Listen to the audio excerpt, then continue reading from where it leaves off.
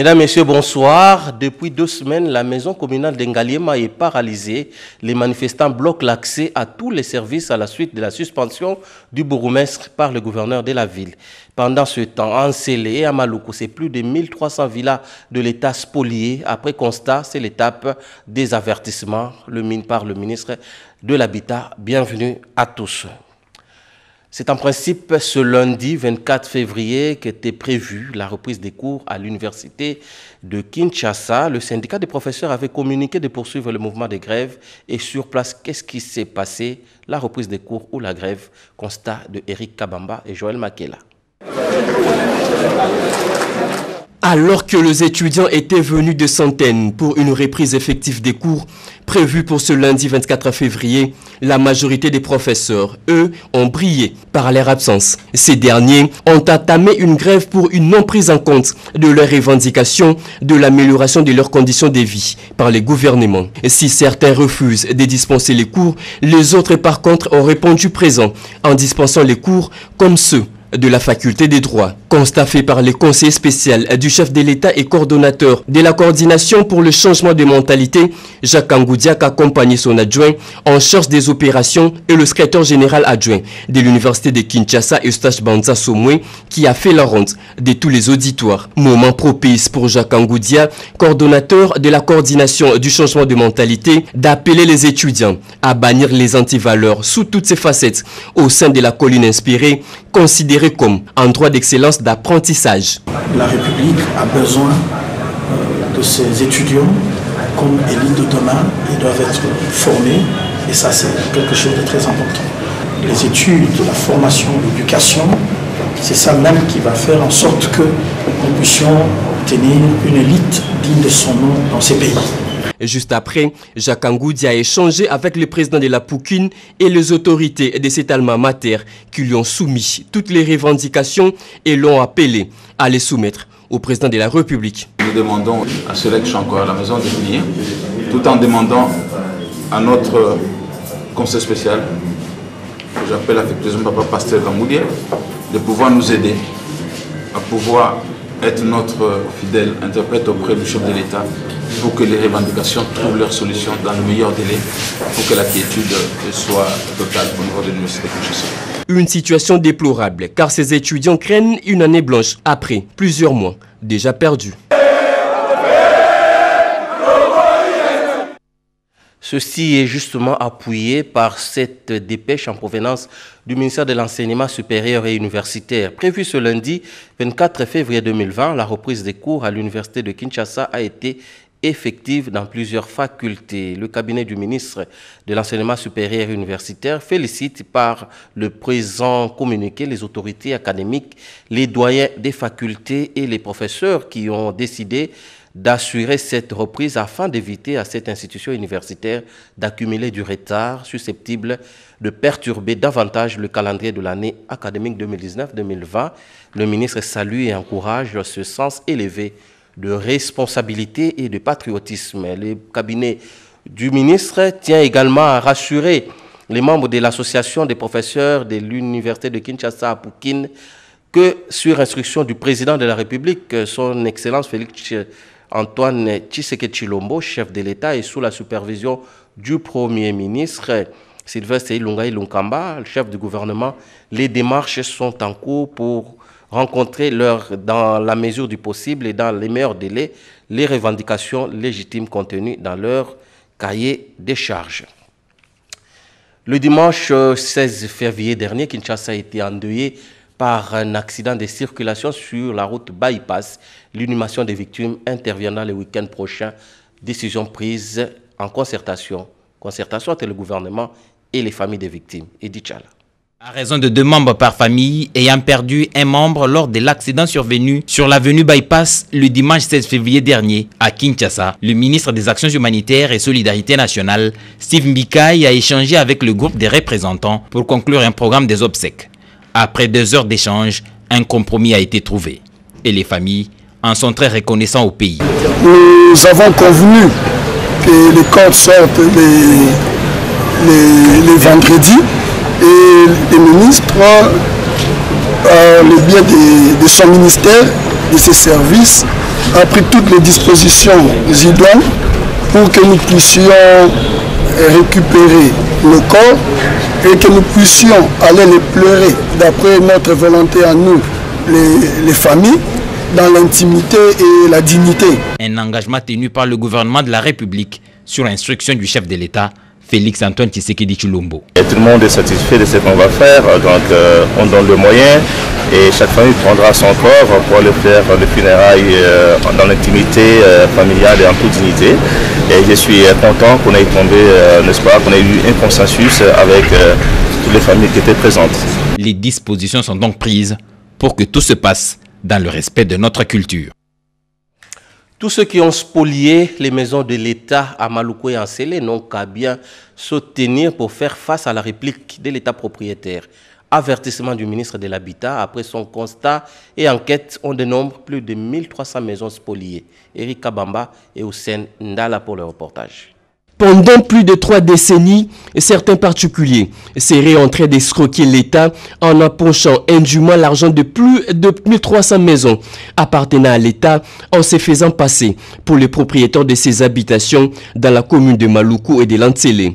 Il a fallu la revue de cet homme pétri des valeurs républicaines et doté d'une rigueur hors pair à la tête du ministère de l'Urbanisme et Habitat pour pouvoir remettre l'État congolais dans ses droits. Sous une pluie battante, Pius Mwabilou, aussitôt informé de la situation, a tenu à braver cette intempérie pour s'inquérir de la situation sur les 2 sites. Sur place, certains locataires interrogés ont affirmé de payer mensuellement et régulièrement leur loyer qui varie entre 20 et 260 $, ce qui fait perdre au trésor public de milliers de dollars. D'autres, par contre, entreprennent déjà des démarches pour obtenir des certificats d'enregistrement pour en devenir des propriétaires. Une situation déplorable que le patron de l'Urbanisme et Habitat a promis de faire rapport au chef du gouvernement avant de frapper. Nous sommes ici à Plaza, en Sélé, pour constater la mort dans l'âme, comment on s'amuse avec l'État. Trop c'est trop. Ces maisons-là vont être récupérées. Les gens qui sont là doivent savoir qu'ils doivent payer l'argent à la DGRAD. Ce n'est pas au ministère qu'on doit payer. Ils ne doivent pas penser qu'un seul instant que nous allons nous laisser faire. Révolté, le ministre d'État Pius Mwabilou a promis de mettre fin à cette anarchie et récupérer toutes ces maisons bâties sur financement de la SNEL et de la Régie des eaux d'ici quelques mois. Pas d'accès aux services de l'État dans la municipalité de Ngaliema.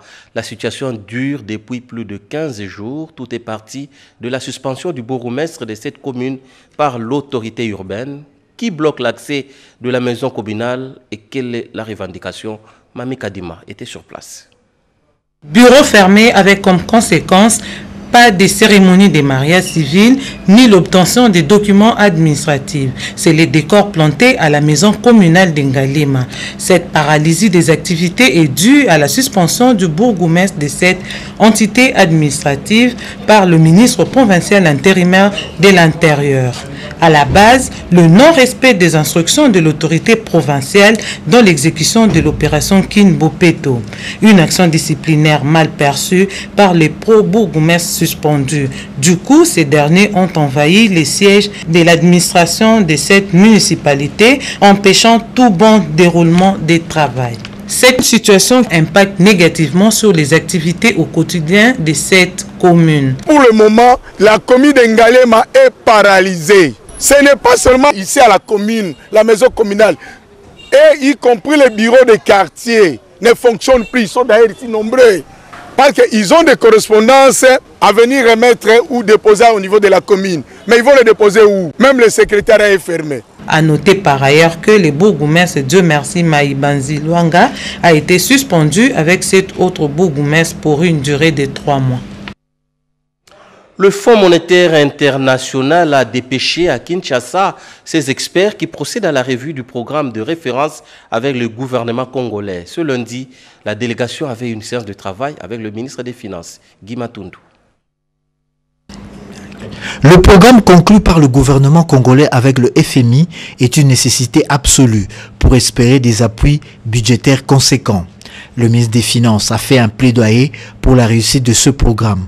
Devant la délégation du Fonds monétaire international en mission d'évaluation à Kinshasa, Seleya Lagouli a fait savoir que l'ensemble de l'exécutif est respectueux des engagements en vue de s'ouvrir des perspectives financières importantes. On a déjà gagné un premier pari, c'est celui de l'évaluation des critères et des repères à fin décembre.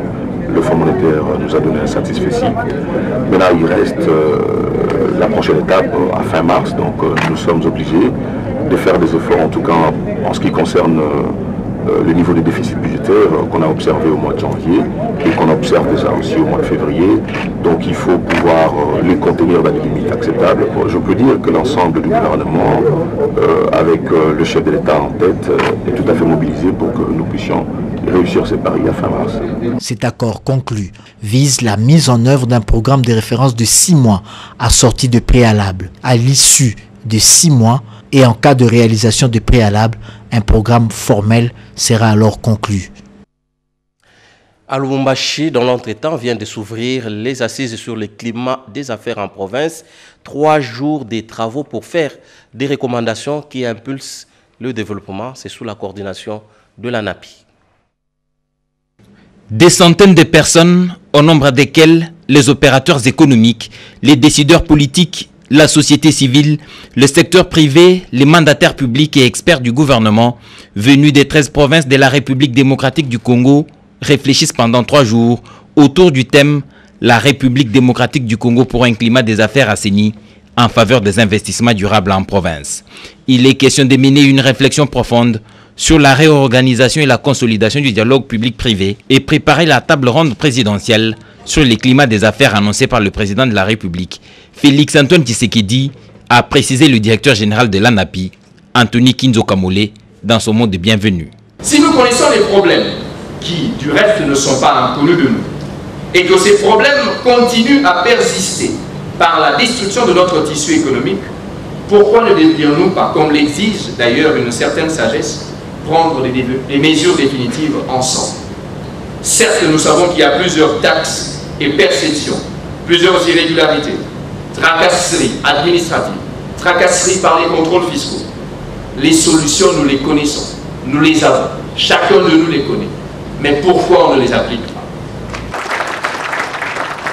L'éclosion de l'économie nationale partira certainement des provinces et ces dernières doivent en être conscients. Le vice-président de la Fédération des entreprises du Congo, chargé des mines, a souhaité dans son intervention que les recommandations de ces assises soient appliquées et transformées en réformes. Il s'en est suivi le discours du lancement de ces assises, prononcé par le vice-gouverneur du Haut-Katanga, Jean-Claude Nkafouan Kimimba, représentant le gouverneur Jacques Yaboula-Katoué en mission à Kinshasa. Dans la seconde partie de la journée, les travaux proprement dits se sont ouverts avec la présentation du directeur général de l'ANAPI, qui a fait un état des lieux du processus d'amélioration du climat des affaires du point de vue politique, économique, social, infrastructurel, fiscal, juridique, administratif, sectoriel et culturel, 10 ans après son lancement. Le gouverneur Atumatubwana du Congo central, Néron Bongo, vice-gouverneur de la ville-province Kinshasa, Théo Ngwabidje, gouverneur du Sud Kivu, Jean-Claude Nkafouan, vice-gouverneur du Haut-Katanga et Moni Samba, vice-gouverneur du Tanganyika,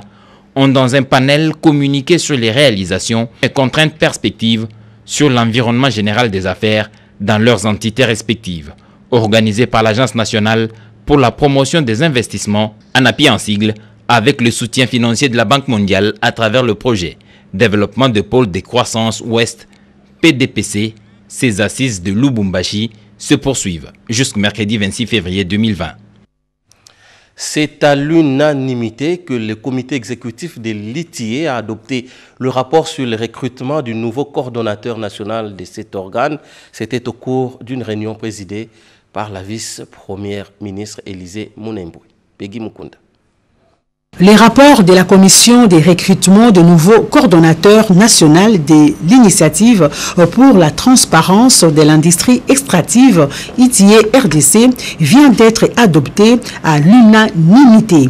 C'était au cours de la 99e réunion du comité exécutif présidé par la vice-première ministre, ministre du Plan, Élisée Munembwe Tamu Umwe. Au cours de la présentation du dit rapport par la présidente Élisée Mounembwe, a explicité la procédure suivie pour mettre en place le nouveau coordonnateur national de l'ITIE. C'est ce qui a motivé l'adoption par les 6 membres du comité exécutif de l'ITIE émanant de 3 composantes, je cite, la société civile, les entreprises et le gouvernement. Et comme observateurs, 2 autres membres de partenaires au développement, Guise et Union européenne. Ces rapports sera donc envoyé aux instances supérieures pour la suite du procédure et pour l'ordonnance. Les ambassadeurs de Suisse, d'Égypte et du Japon étaient au ministère des Affaires étrangères avec la ministre d'État Ntumba Nzeza. Il était question des relations bilatérales. Le Japon, par exemple, projette la réalisation de plusieurs projets en RDC. Gina Wabiwa et Jean-Louis Ilunga pour le reportage. Plusieurs questions ont été abordées. D'abord, les préparatifs de la prochaine visite du chef de l'État Félix-Antoine Tshisekedi au Japon au mois de mars de cette année. Mori Mikio, émissaire de l'Empire du Soleil Levant, et Marie Ntumba Nzeza, ministre d'État, ministre des Affaires étrangères de la République démocratique du Congo, ont abordé également les sujets ayant trait au 60e anniversaire de l'indépendance de la République démocratique du Congo qui aura lieu au mois de juin prochain. Cet anniversaire marque en même temps les rétablissements des relations diplomatiques entre Kinshasa et Tokyo, a fait savoir l'ambassadeur nippon. Avec l'ambassadeur égyptien Hamdi Chaban, ils ont parlé renforcement des relations bilatérales entre les 2 pays, étant donné que Kinshasa et Caire ont toujours des intérêts mutuels à privilégier. Également sur la table de leurs échanges, l'arrivée dans le prochain jour d'une délégation égyptienne qui travaillera dans les secteurs de l'infrastructure pour la construction des hôpitaux, des usines pour des produits alimentaires et pharmaceutiques. Roger Denzer, le tout dernier à être reçu, a annoncé à la ministre d'État, ministre des Affaires étrangères, une possible arrivée à Kinshasa dans les semaines qui suivent de la présidente de la Confédération suisse, Simonetta Sommaruga. La situation sécuritaire dans l'Est de la République démocratique du Congo, la candidature de la Suisse au Conseil de sécurité des Nations Unies en 2023 et 2024, la présidence de la République démocratique du Congo aux destinées de l'Union africaine ont été également abordées. Kinshasa va accueillir la 9e édition des Jeux de la francophonie. Le ministre d'État à la coopération internationale et régionale a présidé une réunion préparatoire, question de fixer la mission de chaque membre du comité d'organisation. Serge Mata.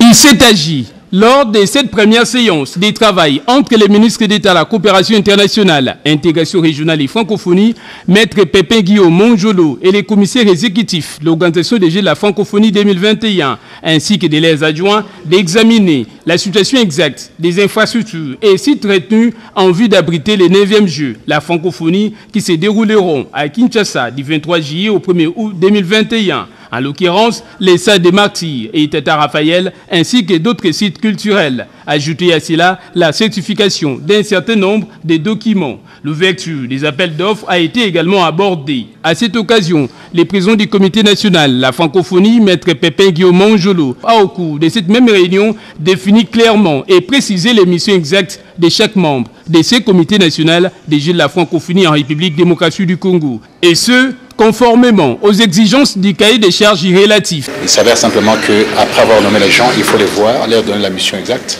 et puis par la suite, en informer le comité pour ce qu'on avait prévu dans le cahier de charges, et surtout les prérogatives qui sont les miennes, pour assurer à la fois l'OIF, mais aussi le gouvernement congolais, le peuple congolais, de la mise en œuvre effective des activités en rapport avec ces jeux. Chaque commissaire exécutif adjoint a une prérogative qui est contenue dans le décret. Ainsi donc, les préparatifs vont bon train. Pour l'heure, les comités organisateurs de la 9e édition des Jeux de la francophonie en République démocratique du Congo est à 80% des corrections, des inquiétudes soulevées au niveau des structures et d'infrastructures. Ce 24 février 2020, la RDC célèbre le 7e anniversaire de la signature de l'accord d'Addis Abeba. Claude Ibalankir, coordonnateur du mécanisme de suivi de cet accord, a dressé le bilan de 7 ans tout en affirmant qu'un pas géant a été franchi. Vous le suivrez dans une émission spéciale avec Robert Ndaye. Mais pour l'instant, voici l'extrait. Cet accord contient des engagements, 3 types d'engagements. Il y a des engagements nationaux, il y en a 7, ce qu'on appelle, nous appelons communément 6+1. Il y a 7 engagements régionaux et il y a 5 engagements internationaux. Ça constitue l'accord cadre d'Addis Abeba et le mécanisme national de suivi a été créé et placé sous l'autorité directe du président de la République et pour l'accompagnement, les suivis et la supervision de ces engagements, la mise en œuvre de ces engagements. Ça fait 7 ans, les résultats restent vraiment mitigés. En dépit des succès que nous avons connus, nous sommes, comme vous le dites, si bien préoccupés par l'instabilité, des cycles de violence qui continuent à l'est de notre pays. Comme je dis, en dépit des succès que nous avons connus. La détermination reste là, nous allons continuer à travailler dur pour éradiquer ce phénomène. Vous allez continuer à travailler. J'ai une question qui me passe par l'esprit, je pense que c'est la question que les téléspectateurs qui nous suivent à travers le monde sur la radio-télévision nationale congolaise peuvent se poser. Le mécanisme national des suivis. Il y a des gens qui disent, on ne comprend pas c'est quoi. Vous pouvez nous dire juste un petit mot? Ben, le mécanisme national de suivi, comme je dis, c'est une institution placée sous l'autorité du président de la République pour l'accompagnement, le suivi et la supervision de la mise en œuvre des engagements souscrits au terme de l'accord cadre d'Addis Abeba par la République démocratique du Congo. Il y a 7 engagements nationaux qui visent en fait à remodeler l'État et créer des conditions de paix et de stabilité durables. Alors ces engagements touchent pratiquement tous les secteurs de la vie nationale, mais nous pouvons les résumer peut-être en 3 ou 4 domaines. Les domaines de la sécurité et de la défense, les domaines du développement économique, les domaines de la cohésion de la démocratie, la cohésion nationale et la démocratie, et puis enfin dans les domaines de la diplomatie régionale et internationale. Donc ça c'est l'accord cadre. Et vous suivrez également à 21h le documentaire sur la facilitation du commerce et la mobilisation des recettes dans la province du Tanganyika avec l'OGEFREM. 20 ans après son arrêt, le réacteur nucléaire Trico 2 du commissariat général de l'énergie atomique vient d'être redémarré. Ce réacteur devra servir à plusieurs recherches. Suivez le reportage. Après, voici le redémarrage du réacteur nucléaire Trico 2 du CGA.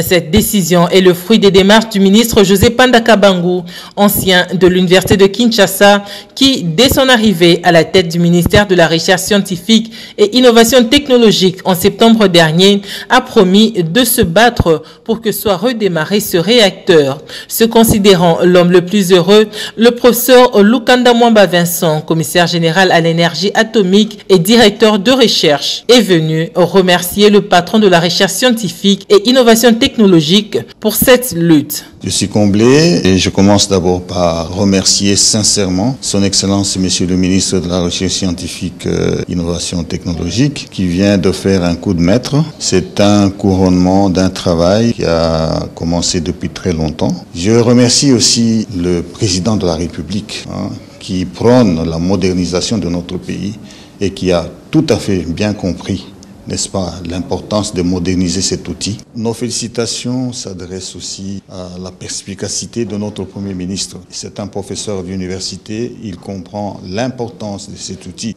et il nous appuie et nous sommes très fiers. Très optimiste, José Panda Kabangu croit en la vision du chef de l'État, Félix Antoine Tshisekedi Tshilombo, et au dynamisme du Premier ministre Sylvestre Ilunga Ilunkamba, sur qui il compte pour booster son secteur de la recherche scientifique dont il ne cesse de qualifier le socle de tout développement d'un pays. Une dépêche du ministère de la Culture qui informe les associations, les entreprises culturelles et les organismes de recherche disposant d'un statut juridique privé ou public qui organisent des manifestations visant à promouvoir la diversité linguistique francophone que l'Organisation internationale de la francophonie OIF, en sigle, poursuit son soutien en faveur de la promotion de la diversité linguistique à travers l'initiative Langue en dialogue qui vise à accompagner les actions de valorisation des variétés du français et des multilinguismes dans l'espace francophone. La date limite de soumission des projets est fixée au 28 février 2020. De plus amples informations sont à trouver sur le site web www.francophonie.org. Le ministre de la Culture et des Arts vous encourage à postuler. Le ministre de la Fonction publique était en réunion avec le secrétaire général de l'administration publique. C'était autour de la transmission des listes déclaratives sur l'effectif des agents publics. L'opération était annoncée difficile à l'avance au regard de sa complexité, mais au bout de quelques mois de sa prise des fonctions, Yolande Bongo-Bosongo, qui a fait de la maîtrise des effectifs des agents de carrière de service public de l'État son cheval de bataille, peut en ce jour pousser un ouf de soulagement. Et pour cause, les secrétaires généraux lui font parvenir déjà de listes déclaratives de cadres et agents de leur administration respective. À l'unanimité, ils soutiennent cette opération décrétée par le ministre de la fonction publique qui va permettre au gouvernement de mettre en place une politique salariale. Il y va de notre intérêt et de l'intérêt suprême du pays parce que là, elle pourra à ce moment-là engager et défendre la paix des cadres et agents de l'administration publique de l'État parce que si elle n'a pas les effectivités comme cela se doit par rapport à la maîtrise des effectifs. Si à Kinshasa, l'opération semble facile, il n'en sera pas de même pour certaines provinces du pays confrontées au problème de la logistique. Au niveau des provinces, il faudra que, au niveau de chaque territoire, le chef de bureau qui est là puisse déclarer au niveau de son territoire, il transmet ça à son chef de division et quitte au chef de division de transmettre ça au secrétaire général, de telle sorte qu'on a la situation globale. La prise en charge des anciens énarques déjà affectés dans certaines administrations, mais qui jusqu'alors ne bénéficient pas de leur statut de fonctionnaire, a été également abordée. Yolande Bongo-Bosongo enjoint le secrétaire général à régulariser leur situation. Terminons par ce déplacement effectué au Congo-Brazza par l'ambassadeur de la RDC à Brazzaville et la délégation du ACR. Ils se sont déplacés à Makoti-Mpoko et à Bovenda pour se rendre compte des réalités auxquelles sont confrontés les réfugiés de la RDC dans ces différents coins.